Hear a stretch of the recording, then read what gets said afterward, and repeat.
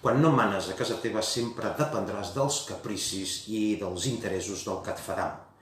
Per tant, sempre seràs l'últim mono. I això és el que li ha passat a Catalunya quan hem sabut avui que tancaran les 3 plantes de Nissan al nostre país i que suposarà la pèrdua de gairebé 30.000 llocs de treball entre directes i indirectes i també la pèrdua del 1,3% del nostre PIB. Espanya vol debilitar l'economia catalana i fer-la al màxim de dependent de les ajudes o dels ajuts estatals.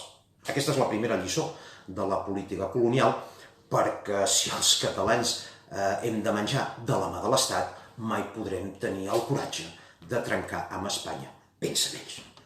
Per això Pedro Sánchez ha deixat caure Nissan a Catalunya i es mantenen les plantes d'Àvila i de Cantàbria.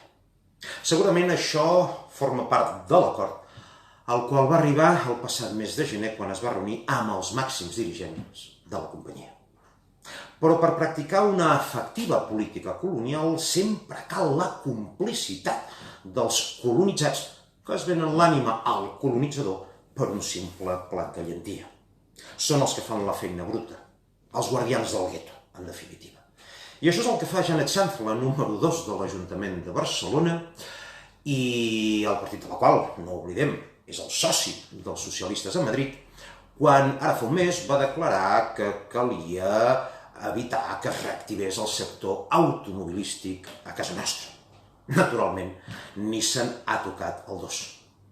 Aquest guió es anirà repetint fins que Espanya faci d'una gran majoria de catalans uns simples subsidiaris de l'Estat.